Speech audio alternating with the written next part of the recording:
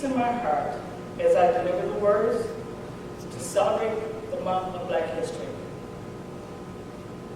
Black History is a month that is an annual observance in the United States and other countries, African American, Africa, South Carolina, Canada, in Ireland, the Netherlands, the United Kingdom. Black History Month is a time to pay tribute to honor our United States history of excellence and triumph, which posted since 1877. My servant today is the other Yankees, Pontiac Yankees. And when I heard that, I knew Pontiac Yankees and things like that, but the first time I saw a game from the New York Yankees, I was highly upset, like, how dare they steal our man. As we celebrate this month, we not only celebrate it during the month of February, but every month throughout the years. Many things we use today that make our lives easier are invented by people of color. We know some of the famous ones. We know their stories over the years, like Martin Luther King, and etc. I'm not going to go through the whole list. But I want to talk about one particular man that no one ever knew his name. He never received any awards, any acknowledgement, but that was his choice. Only a few knew him. In 1963, a group of young teens wanted to play baseball in the city of Pontiac. But to their surprise, was never selected to play the game or selected to be on any of the teams. Later they learned that they were never chosen because of their color. When the young men's fathers heard of this, they was highly upset, but they decided that they're going to coach the boys and let them play. They quickly learned that they did not know how to play the game by the rules. So one of the fathers started buying books on rules of how to play the game. He began to study plays from the National Baseball Leagues. The first year they played, they were horrible. As they quickly learned, they were not one team. But once they got together and they began to play, they learned their way. They became proud of themselves as they played as one. Other teams also took notice. The following season became a winning team for them. Many sponsors like McDonald's, Snack and Shack, Pizza Hut, and a few others sponsored them. Many of them had models that if they lose a game, lunch was on them. So the boys began to realize what teams they were playing, they began to smile because they knew they had lunch coming after the game.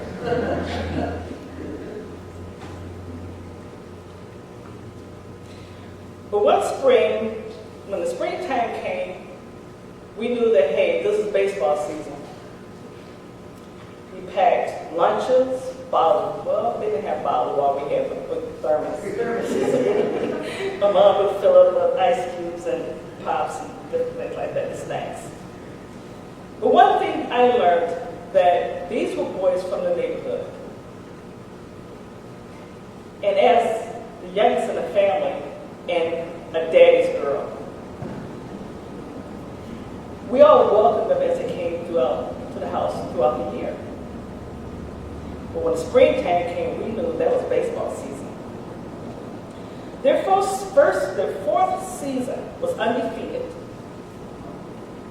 But they only had one problem.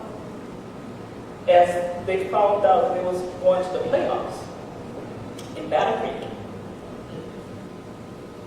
The problem that they had was how to get the boys to the game in Battle Creek. So one of the executives from General Motors heard about this. That was a close friend. And he decided it was something that he could do. He donated 7 brand new Bonnevilles so the fathers and the families can go to the game. I'm going to tell you, we lived on a corner lot. We had every car, including ours. Not only in the driveway, but in the backyard, parked on the side of the house.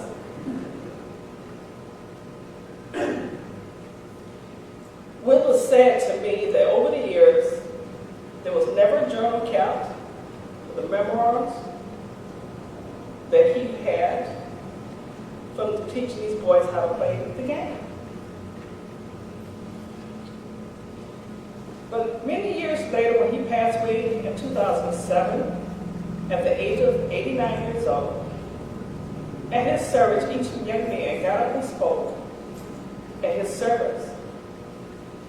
They spoke with so much pride and love, so much respect. As each of them spoke their own small piece of their story, you begin to understand the unity that they formed. They each had a different vision of the years of their childhood, playing with the Pontiac Yankees. To them, that coach was more than just a coach. He was an extended father to them all. You see, the impressions that you leave upon them impact a person's lives forever. The encouragement to do better in school, to always teach, always treat each other with great respect, and never let anyone tell you what you can't or cannot be. Not only did they have a great respect for him, but they spoke with so much proudness in their voices. I only had one wish, that I had heard their words.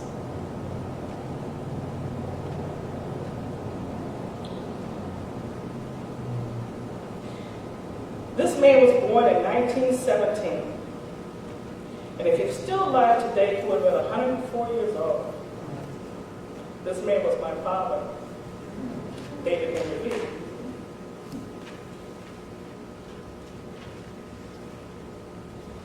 And now for my wow.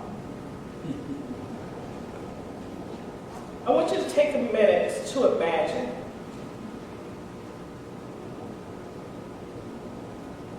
the impressions you leave on each other can last for many years to come.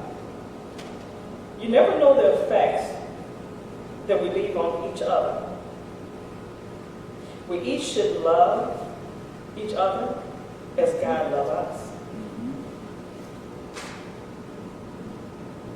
The words of Diana Ross, I am a big movie buff and music.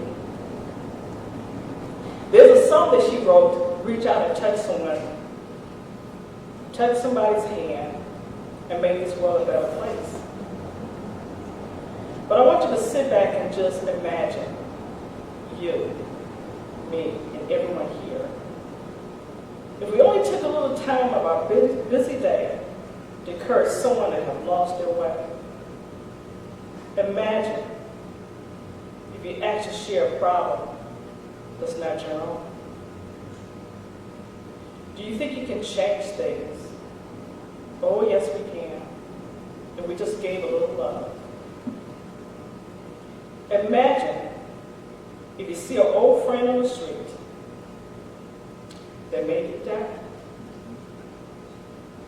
Remember, his shoes could fit all of our feet. Try a little kindness, and sometimes it comes natural if we don't even think about it, because it's all in all of our hearts. Yes, we can change many, many things if we only just try to give just a little. If we can imagine it, we can do it. can make a difference, we can make it happen.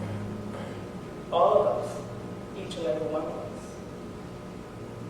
And remember the words from 100 Psalms of David. Sing to the Lord, all the world. Worship the Lord with joy. Come before him with happy song. Acknowledge that the Lord is God. He made us. We belong to him. And we are his people. We are his flock.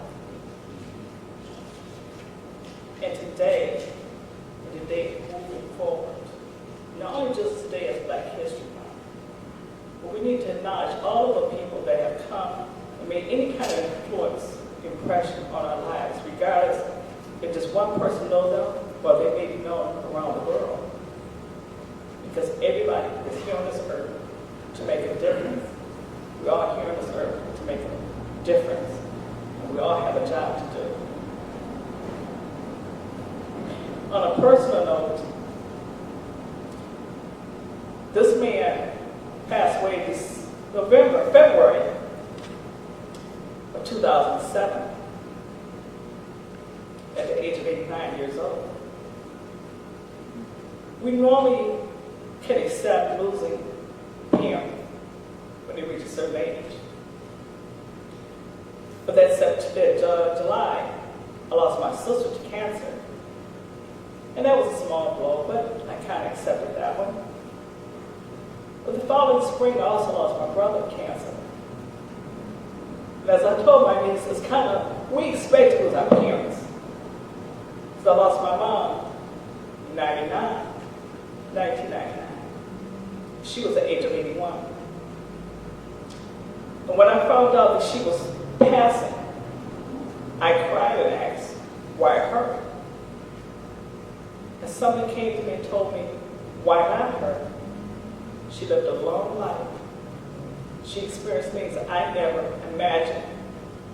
You know, we look at our parents as old women, old men, but there's a whole life that there was once our age that we don't remember, we don't see, we don't think.